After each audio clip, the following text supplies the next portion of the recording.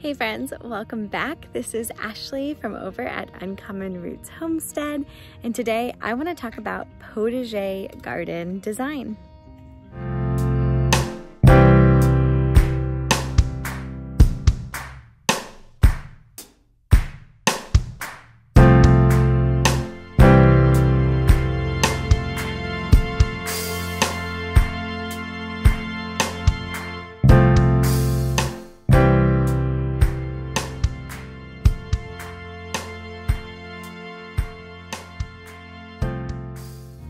All right, so before I jump into it, I want to talk a little bit about what is, oh, there's Kevin.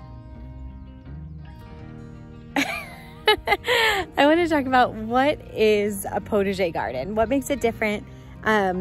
Is it just a fun term that some people like to use to make their garden feel fancier? Maybe a little bit of that. But a potager garden is literally a kitchen garden. So it comes from a French word, and basically it means kitchen garden. And what's different about a potager garden is that it is both a mix of functional gardens, like floral designs, and it's pretty, it's appealing to the eye, but it has a heavy emphasis on edible landscaping, perennials, vegetables, things like that. So in Europe, where potager gardens are a little bit more common, or at least more common by the name, what you'll see a lot of are different types of gardens at a residence, where you have the potager garden, which is the kitchen garden. It's usually located near the kitchen, so that you can easily come out, grab whatever food you are going to use, and then go back inside. Very like functional and practical. And then you might have, your grand gardens or your market garden or other types of gardens around your property. So that's what a potager garden is.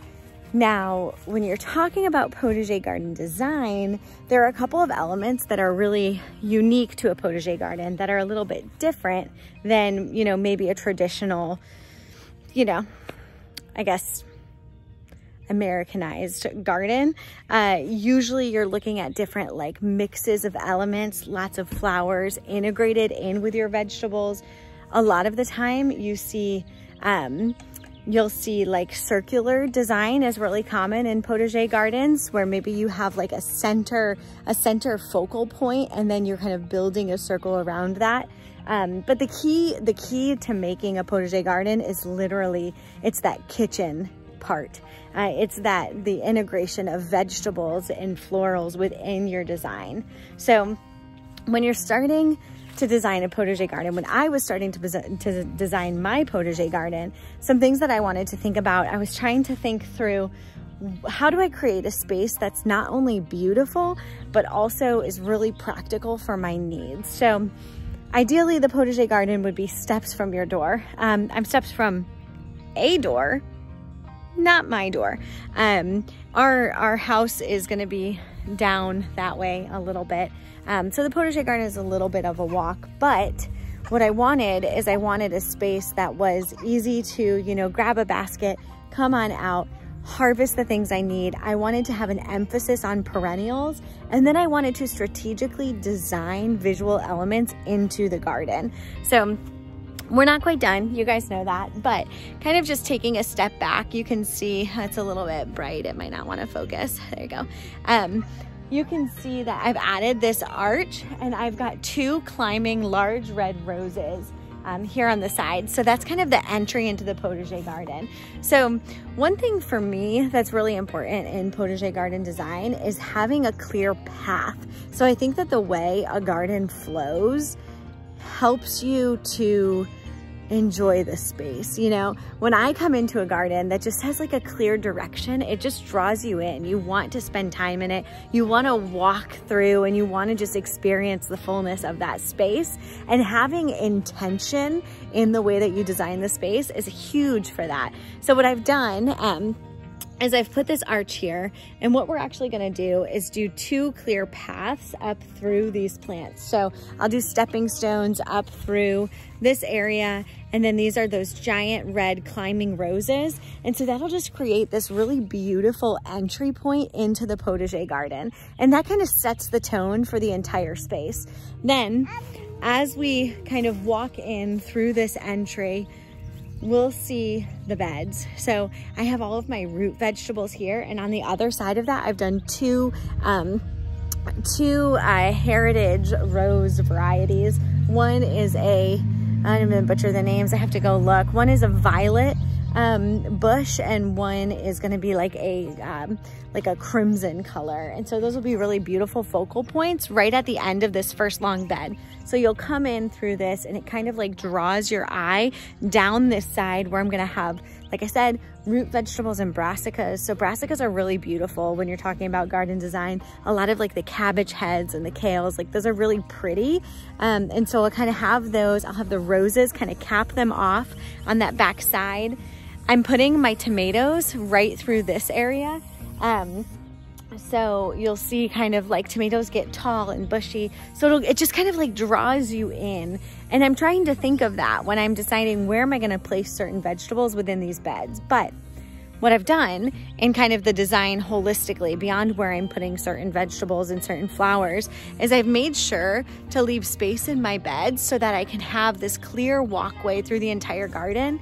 And one thing that I love in potager garden design is the enforcement of barriers to create a space that has that intentional flow that I was talking about before. And so in designing the beds to kind of touch each other, and we're putting roses to kind of cap these off right there, it just has this like feeling of kind of encapsulating the entire garden.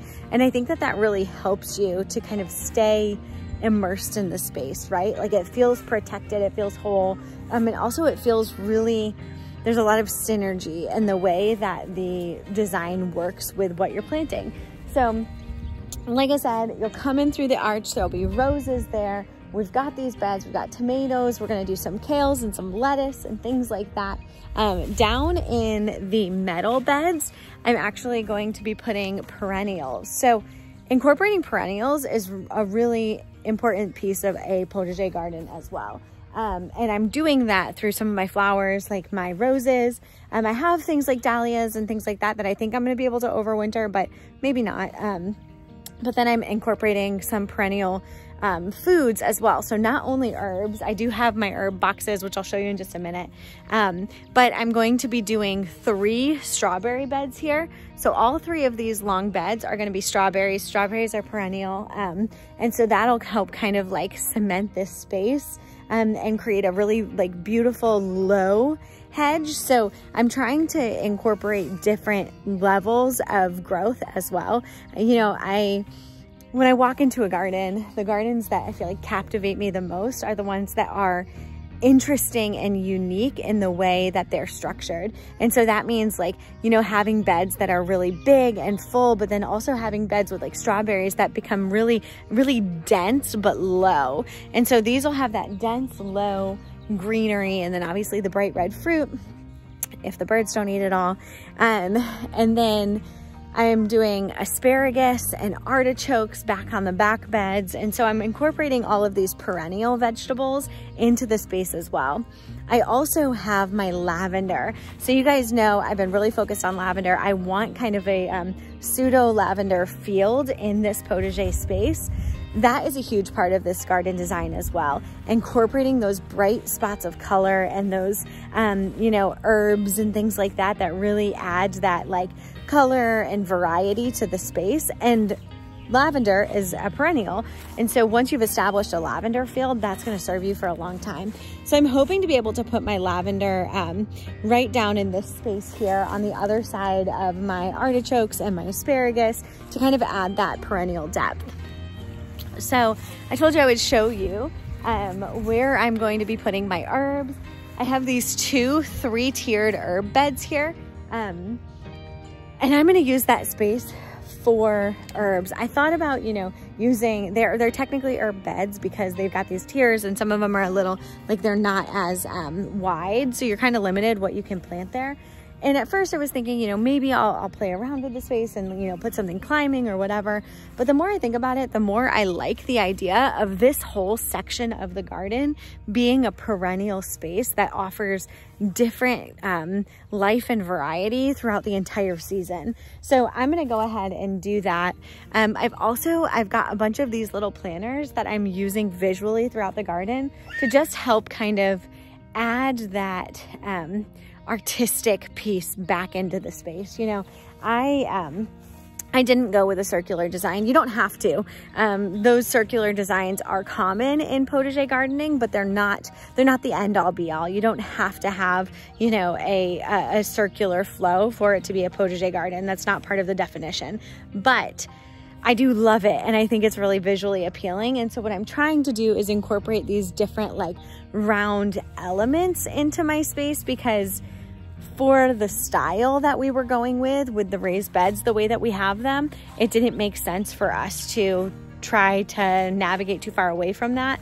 And we like the look of the raised beds, and we find it a little bit more practical for where we're growing. I think when you're starting to design your potager garden, it's really important for you to take into account all of the different factors that you're dealing with. And they're going to be different factors than what I'm dealing with, right? So where we have our potager garden, this space, like this ground, there used to be a house here, like right here. And so it looks like grass. It grows like grass, smells like grass. And then you go to dig and it doesn't act like grass. There are, you know, cinder blocks, and there's just a lot going on down there that we don't want to mess with. We did have a soil test done, and the soil looks good. Like, I don't think there's anything that we really need to like be worried about, but it made gardening closer to the ground in our case a little bit undesirable up here. We do have plans still for a future market garden down there in the future. And obviously then we will do something more in ground and a little bit more traditional like rose and market garden fashion. But because we knew we wanted to do raised beds, it's a lot more economical to do square, like to play with the square and rectangle shapes. So that's kind of where we started. So if you come back here to the beginning, right to the entry, which I'm mostly taking this video to be able to look back myself and see, you know, in just a couple months, this is gonna be covered in roses and just absolutely gorgeous. But you can see as you enter, you get this really nice structure, and you're just kind of like drawn straight in to the entry to the garden. And so we'll come in, you'll be immersed in this beauty. I can't wait to look back and see what this looks like in just a couple of short months. But we'll be sitting in this space that's so full of greenery and life, and it's coupled. It's not just vegetables. There's beautiful flowers, and there's just a lot of, you know, visually appealing design, but it's very practical, right? You can come to this garden, come to this space and get dinner. That's what a potager garden is. And so as you're going through and designing, start thinking through, you know, what do you want the flow of your space to look like? That's where I started. I started by mapping out how much space do I have? And then I said, okay, what elements do we need to incorporate into our potager garden that are specific to us? So in our case, that was, you know, being able to build up on top of the soil rather than incorporating the soil itself.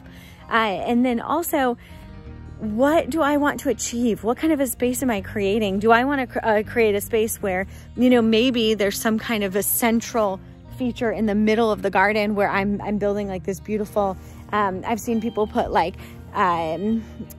seating areas or like decks in the middle of their potager gardens and just like a place to be in the middle. I went with a little bit more of a rambling design because I like to explore the garden. I like to be in the place and not necessarily sit down. I like to like walk through the garden and be active in the garden.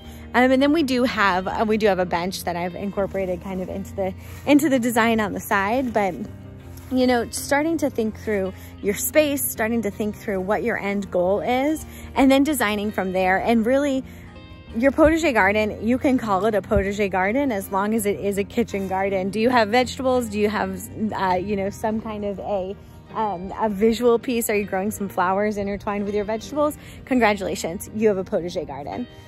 For us, you know, it's just creating that space that not only is physically designed and created to be, you know, the way that I've just defined a potager garden, but it's also something that, you know, having, for me, I'm the kind of person that like having something that has a name, like having something that feels unique and special makes me value it even more. And so sometimes I think that that's fun, right? When we're gardening, it's fun to have spaces that have different names. You know, you might have your cottage garden or your potager garden or your market garden, and all of those different spaces carry different purposes, and they carry different emotional connections. And that might seem silly, right? Like an emotional connection to your garden, but like, yes, I have an emotional connection to my garden. And this potager garden, I want it to be everything that a kitchen garden should be. I want it to be beautiful and inviting, and I want it to flow, and I want it to be a space that's captivating,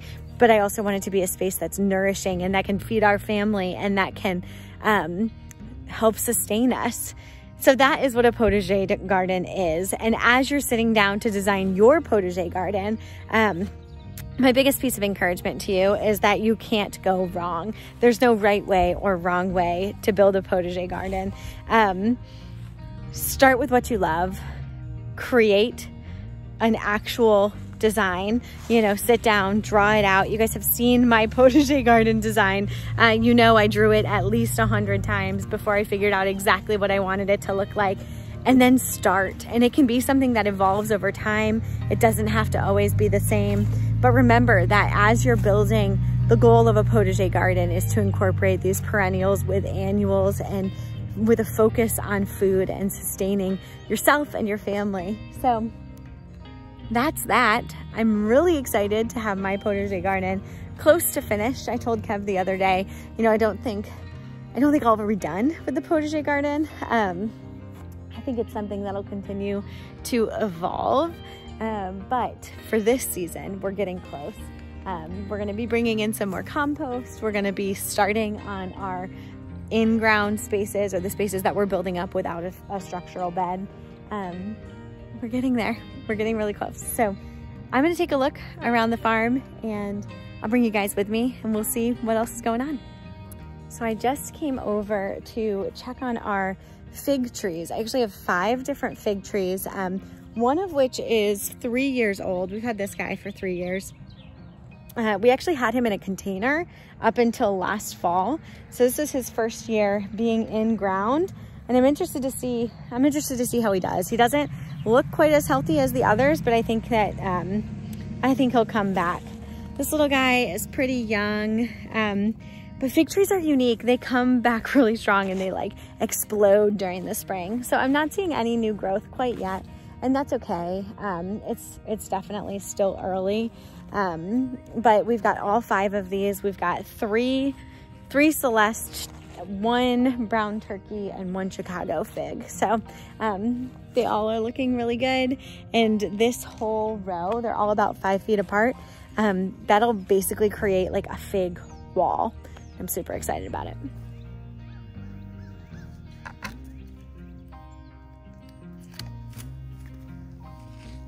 Looks good. Thanks. So this tree has been here for a while, it appears. It's huge. I think it's a plum tree, right? Yeah, I think. It was free with the land. Came with the land. Here, I'll show you guys the flowers and tell us if you think that it's a plum tree. Let's see. We're trimming it. We know it's not the best time to trim a fruit tree, but see how they are. Either plum or cherry. Looks like plum though. Most of the fruit trees that were here have some kind of fungus and just disease on them. So I'm trying to trim them up, give them more air. If this is a pit fruit tree, they like a nice breezeway going through the center. So I'll probably have to take this down. That way there's some air in there. And you can definitely tell that they like the air. There's a lot of the fungus and stuff kind of develops where branches have clustered.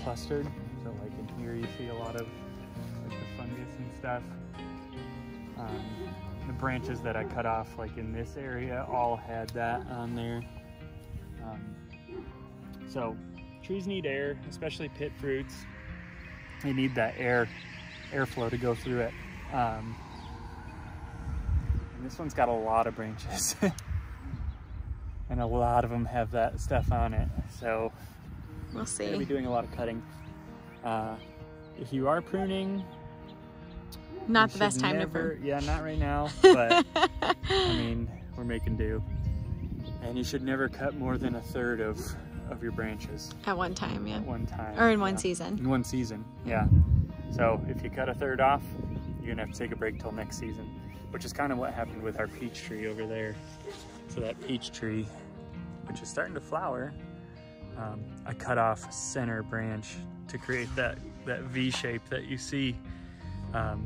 There was another giant branch kind of going through the middle that I cut off. So hopefully that creates more airflow for that tree, because that also has a lot of the fungus buildup on it. We're also spraying that with like a copper fungicide. It's an organic spray that you can spray pretty much every week on trees that have buildup. We'll probably just do that for the springtime though, because it's not great for bees. Oh, yeah. So once it starts warming up here and the bees start popping their heads out, then we'll probably stop spraying that. But we'll probably spray it every week up until both that tree and the plum tree that Ashley just showed you. Yeah. So. Whew. So many things. Thanks. Yeah. I'm gonna actually take this little guy. Smells delicious. And we have a confirmed plum tree over here. I'm gonna compare the blossoms because it feels like that would help. So let me check. All right. I mean, that is pretty darn similar. Right? I mean, that's pretty similar. What do you guys think? I mean, it makes sense to me because this is a plum. It would make sense to me if that was a plum because it didn't fruit. That one didn't fruit last year. And plums are, they are not self-pollinating. So we didn't notice any fruit, but that would make sense. That would make sense if it was a plum tree because there wouldn't be any fruit. But also I think that cherry blossoms are really similar to plum blossoms. So I don't know. Kevin's just going to town on that tree. So hopefully that helps. And I mean, if it is going to be a fruiting tree, hopefully we get fruit. If it's a cherry tree and needs a pollinator, we don't have any cherry trees here yet. So that won't be very helpful. But if it is a plum tree, then that should be really good because we will get plums this year. I mean, it's got a ton of blossoms and it looks really healthy other than, you know, all of the pruning that Kev's doing. So we'll see if there's anything left when he's done pruning over there. That was my like hint, stop cutting the tree. But let's go check on Liam. I had to pause back in here because I actually planted this weekend. I planted some things. I planted some spinach and beets and lettuce. We've been having really mild weather recently. We're like in the 50s for the lows. So it's a good time to plant all of those things. It's just been a couple days. I'm not seeing any germination yet, but I'll keep my eye out. Hi, bud. And this girl just got up from her nap.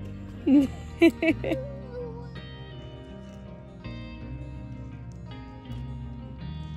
here. Oh, thank you.